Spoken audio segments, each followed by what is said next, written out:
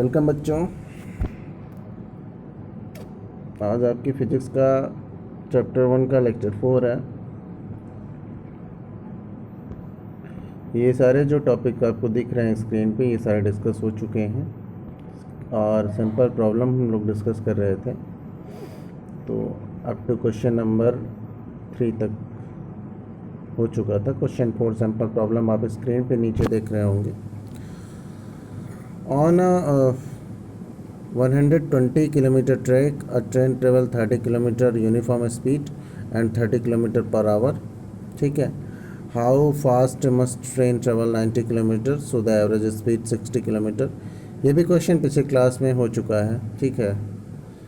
अब sample problem 5 पे देखते हैं। ठीक है, नीचे सबसे आप देखेंगे और अ train travel a speed 60 kilometer per hour for 0.52 hour at 30 km per hour for the next 0.24 hour, then 70 km per hour for the next 0.71 hour. What is the average speed of the train?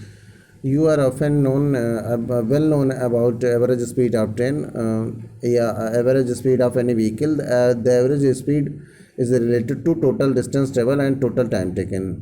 The formula is that the total average speed is equal to total distance travel upon total time taken. Now be applying this formula and calculate. In this problem, first we have to calculate distance traveled by the train under three different condition of the time. इसमें आप देखेंगे बेटा तो आपको मिलेगा कि जो time है वो आपको 3 पार्ट में दिया है। एक 0.52 आवर, एक 0.24 आवर और एक 0.71 आवर।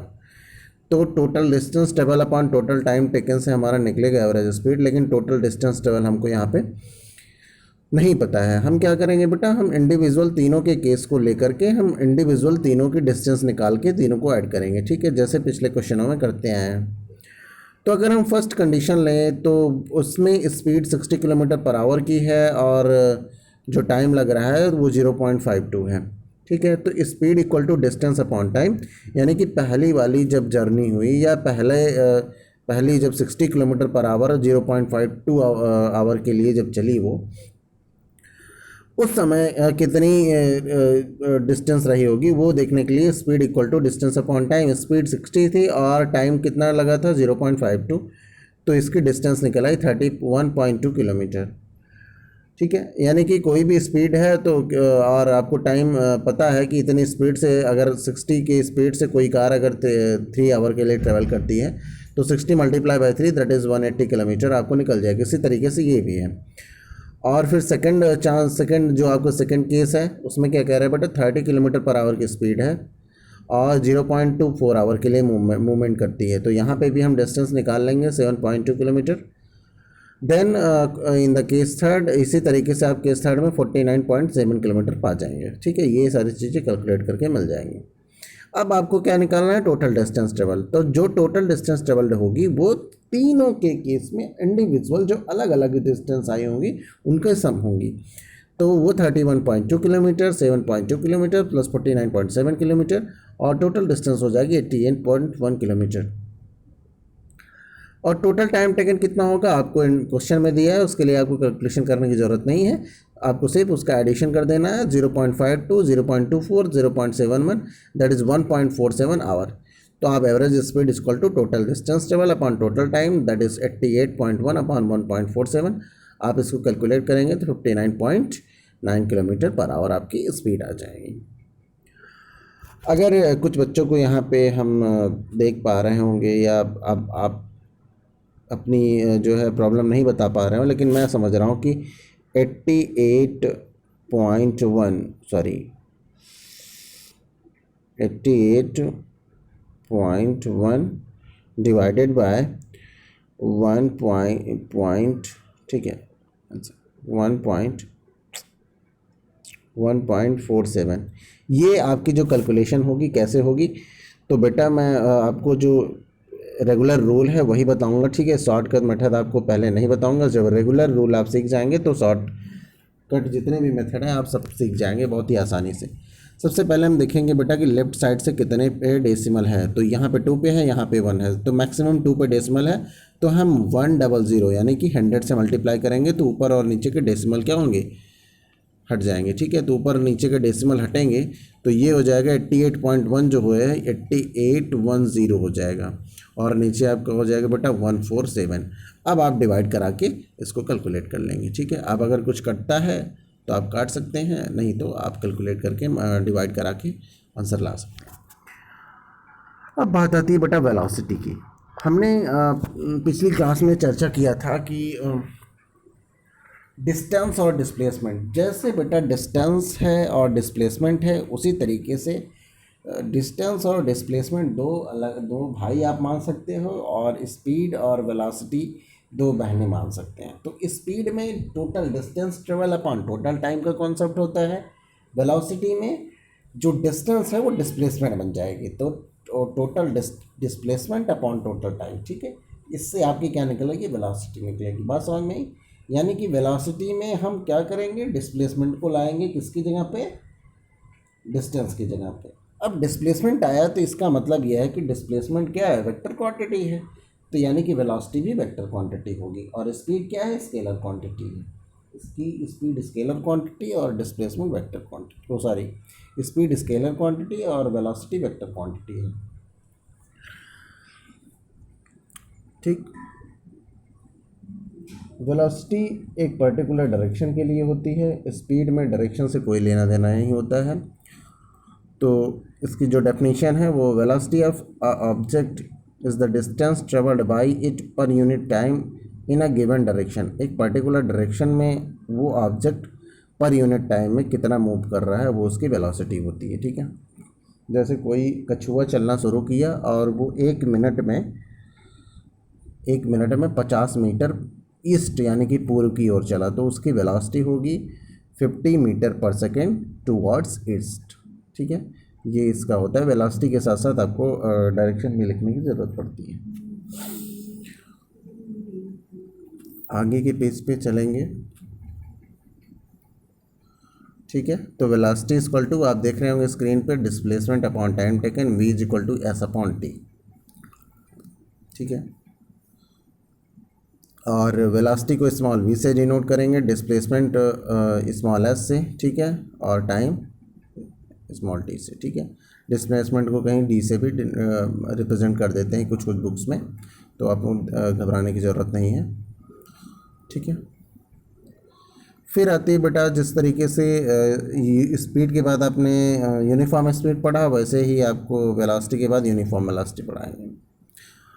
तो यूनिफॉर्म वेलोसिटी का मतलब है a body has uniform velocity if it travel in a specific direction, if it travels in a specific direction. आगे के लेक्चर आपकी क्लास में जो है हमने क्लिक नहीं किया है।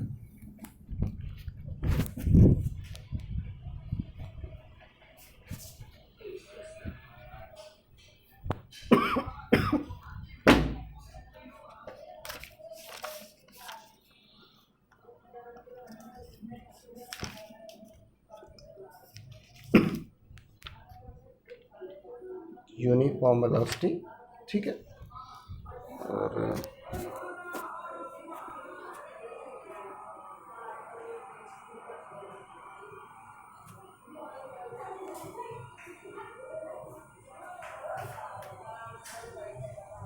हाँ आप देख सकते हैं। ठीक है, आगे के पेज,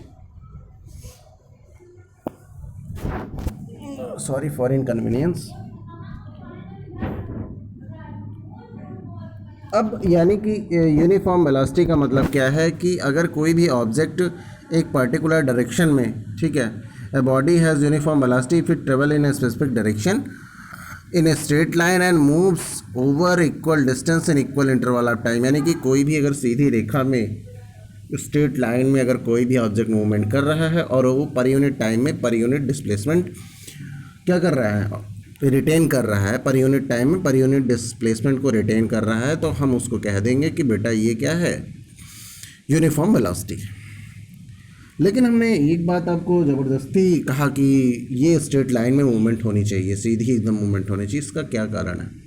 तो मैं आपको बताऊं बेटा कि 3 मीटर पर सेकंड से अगर कोई भी मेढक है या 3 मीटर पर सेकंड से कोई चूहा है जो एक पर्टिकुलर डायरेक्शन में सीधी दौड़ रहा है तो वो यूनिफॉर्म वेलोसिटी कहलाएगा। लेकिन अगर 3 मीटर पर सेकंड से ही अगर दौड़ रहा है और किसी एक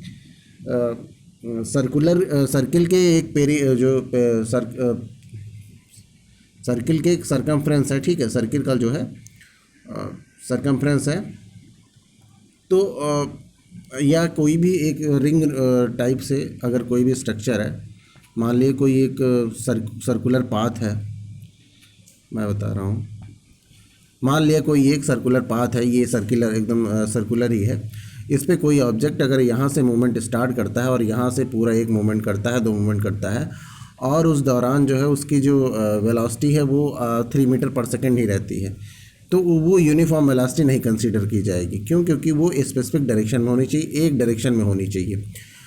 क्यों ये यूनिफॉर्म वेलोसिटी नहीं है? हम इसकी जो है यहाँ पे जो इसकी वेलोसिटी को कहेंगे उसको बोलेंगे 3 मीटर पर सेकंड टुवार्ड्स ये जो डायरेक्शन होगी, और यहाँ पे यानी कि हर सेकंड के बाद उसकी डायरेक्शन चेंज हो जा रही है और वेलोसिटी में डायरेक्शन भी इंक्लूडेड होती है। That is why we can say कि जो आपकी ऑब्जेक्ट है वो यूनिफॉर्म वेलोसिटी में नहीं है, ठीक है। यानी कि यूनिफॉर्म वेलोसिटी होने के लिए स्ट्रेट लाइन पे मूवमेंट होना, ठीक है, एसेंशियल है। अब अगला टॉपिक है कि speed and velocity are not always equal in magnitude. Speed और वेलोसिटी जो है किसी भी ऑब्जेक्ट की स्पीड और वेलोसिटी हर जगह पे इक्वल नहीं हो सकती है। आप देखेंगे एक एग्जांपल अगर यहाँ पे बात की जाए तो ये होम है और ये शॉप है, ठीक है, यहाँ से कितना है 100 मीटर है, 50 सेकेंड में ये जा रहा है, तो स्पीड क्या हो जाएगी, distance travel upon time taken, that is 2 metre per second. और वेलोसिटी में भी डिस्प्लेसमेंट, वेलोसिटी में क्या होता है, डिस्प्लेसमेंट अपॉन टाइम टेकन, तो डिस्प्लेसमेंट भी यहाँ से स्ट्रेट जो 2 पॉइंट के बीच की शॉर्टेस्ट डिस्टेंस होती है वही डिस्प्लेसमेंट है। तो इन दोनों के बीच की शॉर्टेस्ट डिस्टेंस 100 है, 100 upon 50 that is also 2 metre per second. अब क्या है कि स्पीड क्या हो जाएगी 2 मीटर पर सेकेंड लिखी जाएगी, लेकिन वेलोसिटी क्या लिखी जाएगी 2 metre per second towards it's east, ठीक है, पूर्व की ओर। तो ये चीज़ें लिख के आएगी।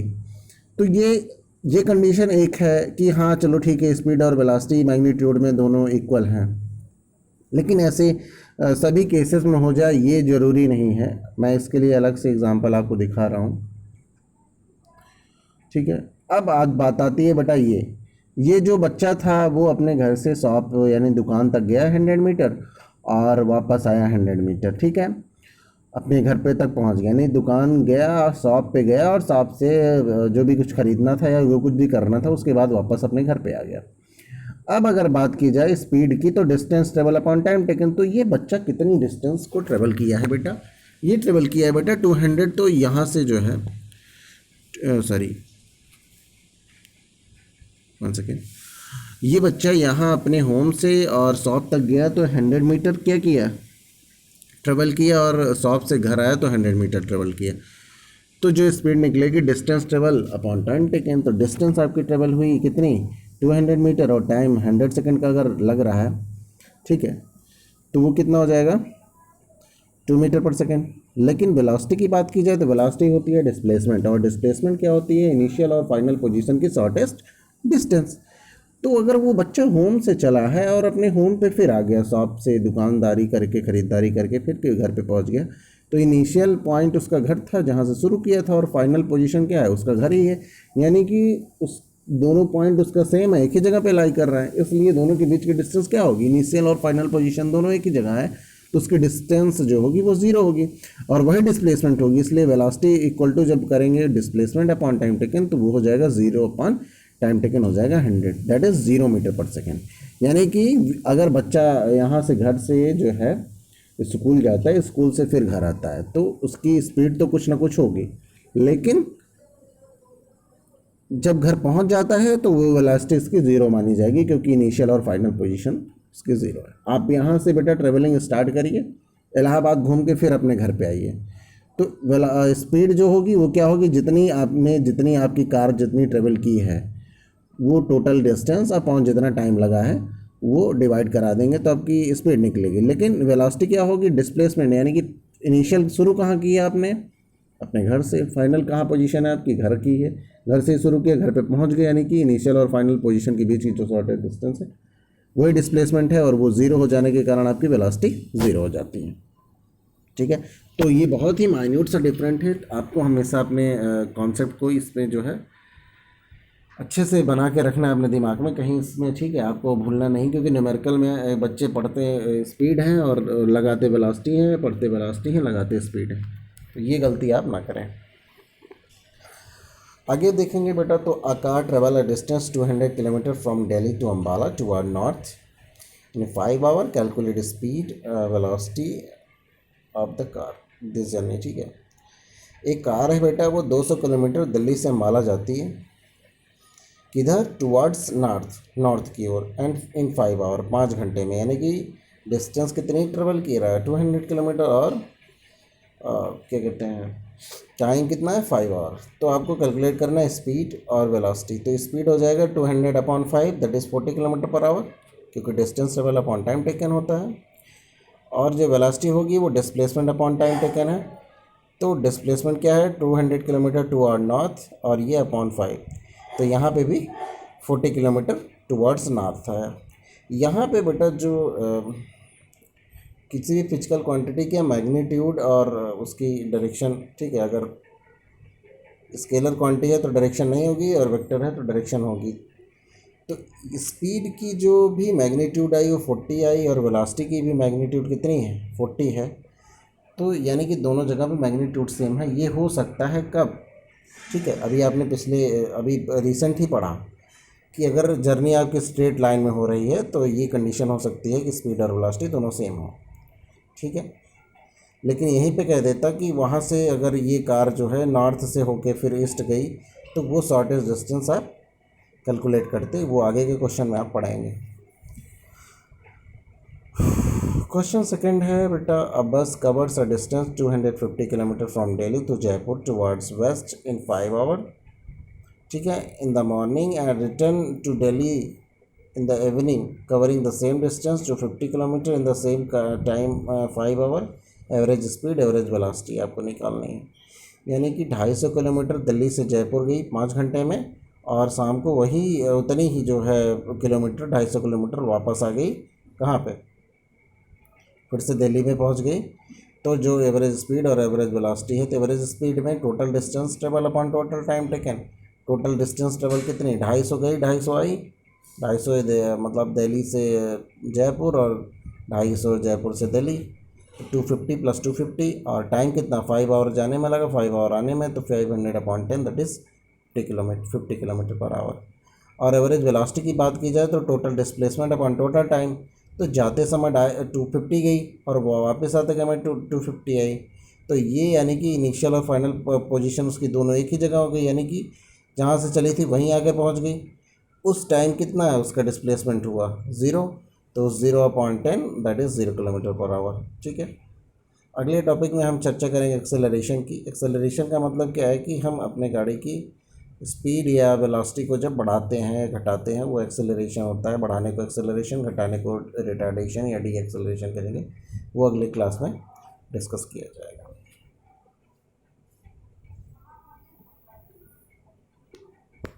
Thank you class.